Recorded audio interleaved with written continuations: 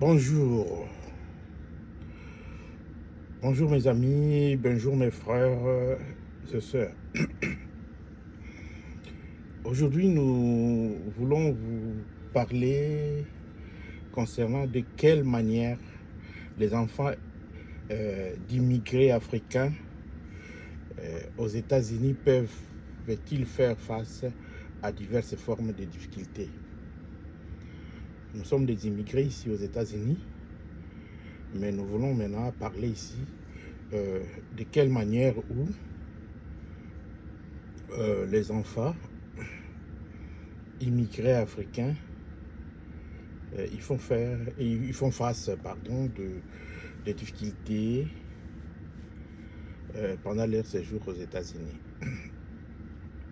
Les enfants des immigrés aux États-Unis peuvent faire face à plusieurs types de difficultés, souvent liées à des dynamiques culturelles, sociales, éducatives, économiques. Et ici, on va discuter ou on va parler de ces 5 difficultés majeures qui rencontrent pendant qu'ils séjournent ici, quand ils viennent ici aux États-Unis. Nous allons parler d'abord du choc culturel avec les doubles identités.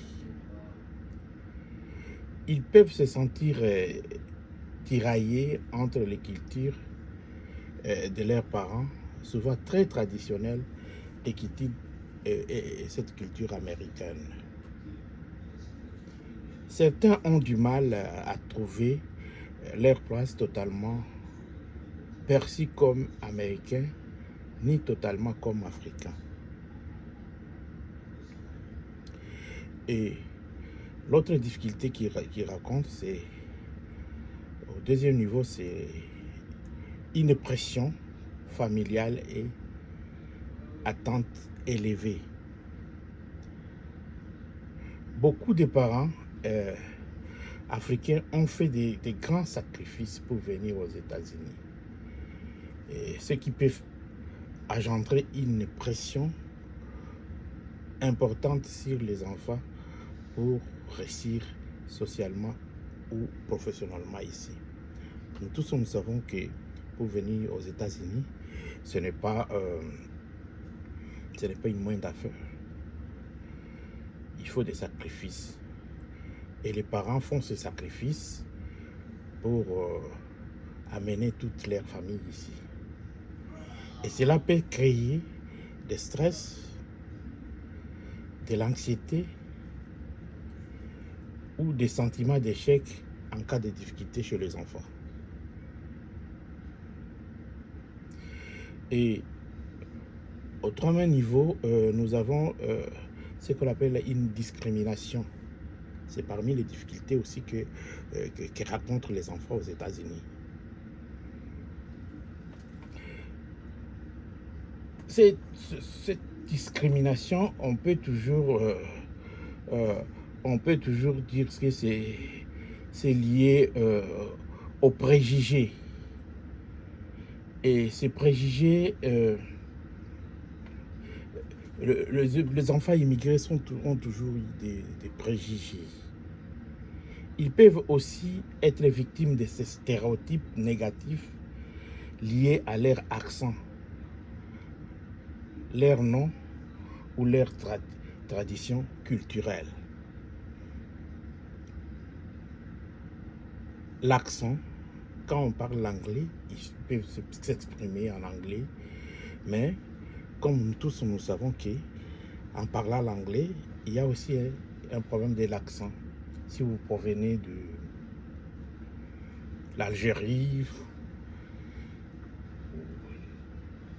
pour ne pas dire l'Algérie, on peut dire si vous provenez de l'Afrique de l'Ouest, de l'Afrique de l'Est, de l'Afrique du Sud, de l'Afrique de l'Ouest et l'Afrique du Nord. Nous avons toujours un problème de l'accent quand on parle anglais ici. Et c'est parmi les difficultés que rencontrent aussi les enfants quand l'autre a un accent américain et lui, il parle un accent purement africain. Il y a un peu de stéréotypes là. Et c'est ces stéréotypes qui sont négatifs pour l'enfant. Il y a aussi ce qu'on appelle les barrières. Et cela peut entraîner maintenant ce qu'on appelle au 4e niveau, les barrières linguistiques, surtout pour des nouveaux arrivés. Ces barrières linguistiques, même si beaucoup parlent l'anglais, certains enfants arrivent récemment, peuvent avoir de difficultés d'adaptation linguistique à l'école ou dans leur société. Et cela peut faire affecter leur performance scolaire et leur confiance à eux. Vous savez, quand quelqu'un ne connaît pas la langue, souvent il reste calme. Les autres parlent, lui il reste calme. Et que ça touche toujours la performance de l'enfant à l'école. Sur ce point ici, je vais vous relater quelque chose. Nous qu'on a trouvé ici aux États-Unis, moi quand j'étais au travail, il y avait une maman qui ne parlait même presque pas, et tout le monde peut-être dans le travail pensait que c'est une maman gentille qui ne parle pas, qui ne veut pas parler avec les gens, ou bien elle est vraiment parce qu'elle est gentille ou comment. Mais par après, on est venu découvrir que c'était plutôt qu'elle avait des difficultés à parler la langue, et c'est qui la rendait être très gentille comme ça. Et les gens considéraient qu'elle ne voulait pas parler parce qu'elle est gentille. Non, c'était un problème de difficulté de la langue. Ouais, c'est ce qui est ici. Ça constitue vraiment la barrière linguistique, et c'est vraiment une grande difficulté dans l'intégration scolaire des enfants et même des adultes. Il y a aussi ce qu'on appelle l'intégration scolaire et sociale, c'est parmi les difficultés. Ils peuvent être isolés ou exclus à l'école, parfois même par d'autres enfants afro-américains, à raison de différences culturelles ou un accent. Et l'intégration peuvent être difficile, surtout s'ils vivent dans le quartier où d'autres Africains ne vivent pas. Ici, c'est trop pratique quand vous vivez dans des quartiers où il n'y a pas d'autres enfants africains. L'enfant reste toujours à la maison, et en quittant la maison, il va à l'école. Il y a toujours cette intégration sociale qui semble être difficile aux États-Unis. C'est ça étant dit, nous voulons maintenant entamer le 6e point, ou bien les difficultés qui est liée au conflit intergénérationnel. Et les conflits intergénérationnels, là où nous avons les valeurs africaines traditionnelles, le respect strict des aînés, importante de la religion, et peuvent entrer en conflit avec les valeurs américaines plus libérales, ce qui peut provoquer la tension dans les familles. Au 6e point ici, nous avons ce qu'on appelle le valeur africaine traditionnelle. Nous, vous savez que les valeurs africaines traditionnelles, et qu'on doit toujours respecter les aînés. On doit respecter les aînés quand il y a des gestes qu'on ne peut pas faire envers ses aînés. Mais avec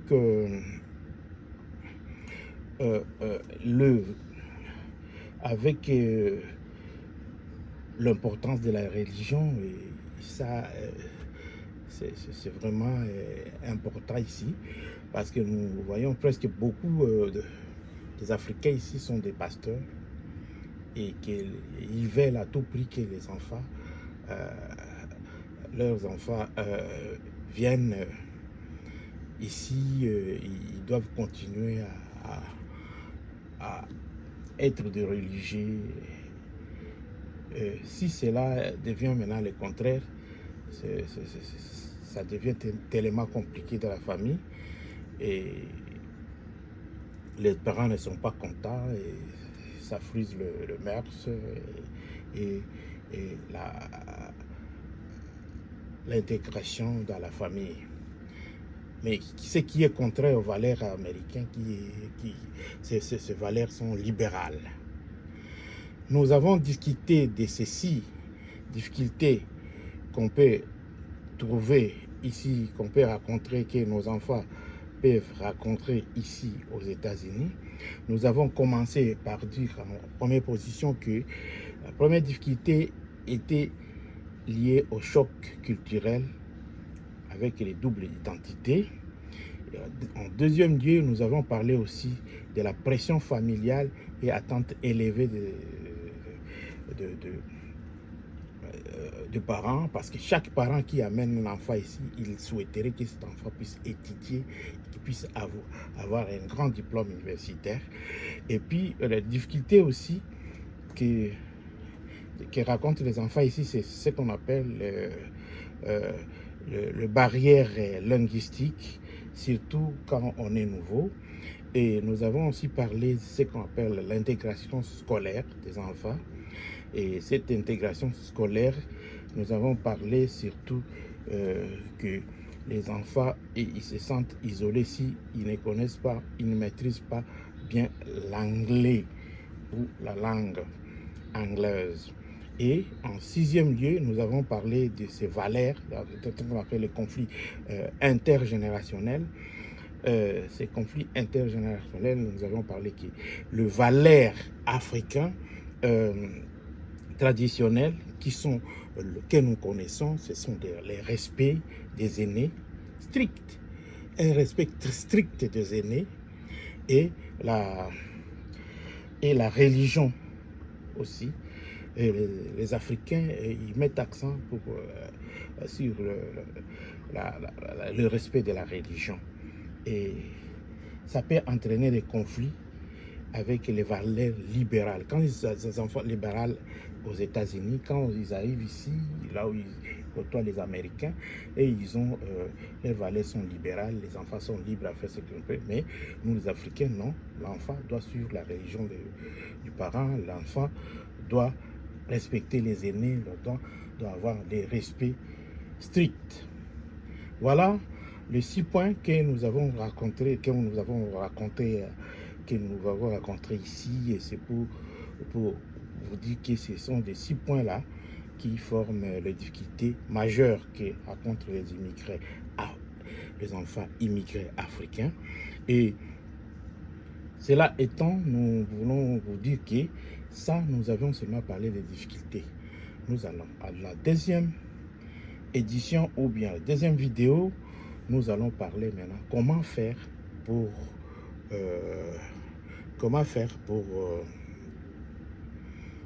pallier à cette difficulté, comment faire pour qu'on puisse faire face à ces genres de difficultés dans nos foyers. Merci. S'il y a des questions à poser, s'il y a des questions en rapport avec ce sujet, vous pouvez toujours faire des commentaires et nous pouvons vous répondre aussi inbox. Merci et bye bye et bonne suite de tout.